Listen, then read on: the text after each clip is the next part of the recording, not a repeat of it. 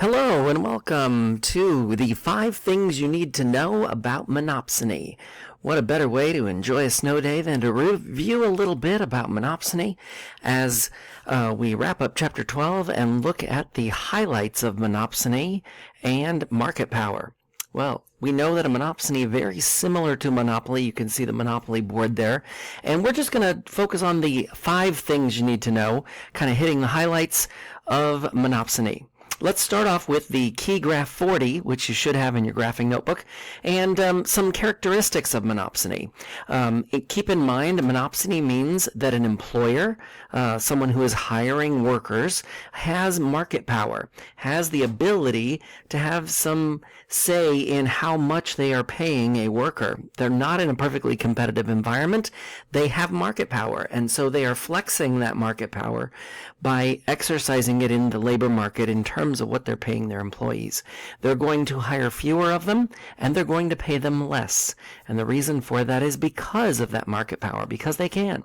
So, a monopsony is a market for labor that is usually with one significant buyer. Now, there are going to be a lot of other people that are probably in business around this player, around this company, but the company has significant market share, and so they have market power as a result. So the competition that may be out there is very small or insignificant and really doesn't exercise any market power whatsoever. So that's where monopsony really can kind of control the market and control the flow of labor and what they're paying those laborers in that market. And so with this, they are buying, whether salaried workers that get paid a salary or hourly workers that get paid by the hour, they are going to pay them, and they're going to pay them significantly less than they would in a competitive market, and significantly less than they would if they were competing in their market competitively with other firms. So that's important to note when we start off looking at the idea of monopsony.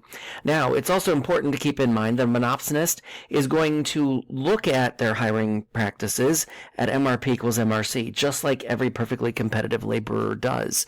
They're going to hire at MRP equals MRC, but they're going to pay them not at that wage, but at WM, at the wage at monopsony. So they're going to hire at MRP equals MRC, which definitely is up there at WE and E, as you can see right here. But they're not going to pay them there. They're going to pay them at WM because of the market power that they hold. So significantly less than someone would be making if they were hired in a perfectly competitive market. In the perfectly competitive market, they may be paid at wage WC, being hired at supply meets demand. And for us, knowing that we hire at MRC equals MRP, in this smaller market, the marginal resource cost is going to be above the average cost of labor because of the market they're in. Maybe it's a small town, maybe it's a very rural area, maybe it's harder to get to and harder to get supplies in and out, and so the cost of living is more expensive there. So the marginal resource cost is going to be more expensive than the supply curve, which is why we see MRC above supply. Much like in a monopoly, we would see MR below demand. We would see marginal revenue below demand. We see MRC above supply in this case. And for that reason, they're not going, because of the market power of a monopsony, they're not going to pay them at MRC equals MRP. That would be at WE. That would be way too high. They have too much market power to do that. So they're going to pay at WM. And by paying at WM, that exercises their market strength. They're going to, as I said, hire less. So the quantity they hire is at QM, and the wage that they're paying them is at WM because of that market power of monopsony. Now, we mentioned they're basically paying at WM because of the market power that they hold, and that is very true here.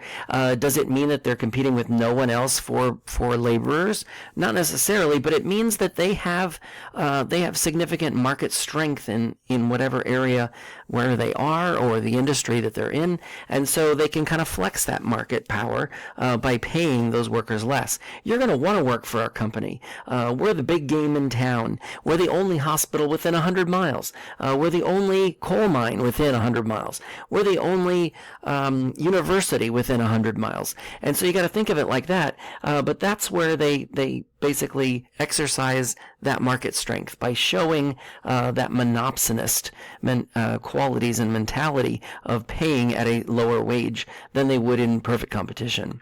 And the quantity they're hiring is also going to be less because they're hiring at monopsony and they're paying at monopsony. And so that wage falls down to the supply curve at point M.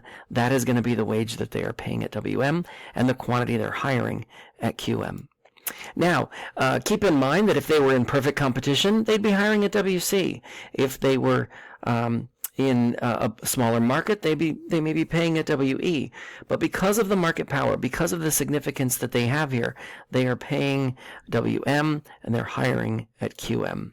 And that's important because why wouldn't they be hiring or paying at WE at MRC equals MRP?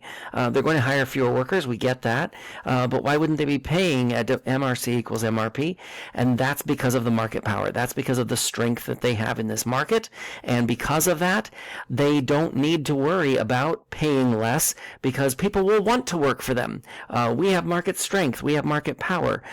We have the ability to hire you at a university or a large hospital in the area that is the only one within 100 miles around, or in a rural area. So because of that strength, because of that significance that they hold in the market, they are able to pay less in those particular markets. We talked on Friday about Amazon and the power that they have in the book industry. It's a great example of where they're not necessarily in a rural area, but they're in a niche market, and the niche market that they are in allows them to pay less because they're giving you access to their plethora of clients, their customers that are out there, the advertising that's available to the market. And so they're paying you less in those contracts they're giving to booksellers, which is why booksellers are and Dr. Krugman from the New York Times article we talked about are having such a problem with that. But why are they doing it?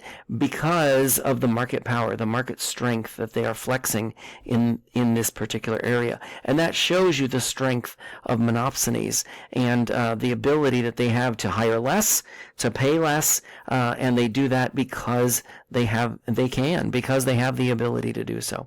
I hope you found this helpful. This is 5 things you need to know about monopsony, and refer to the overview video from chapter 12 if you need more details on this chapter on the labor market. Live that 5. We'll see you soon.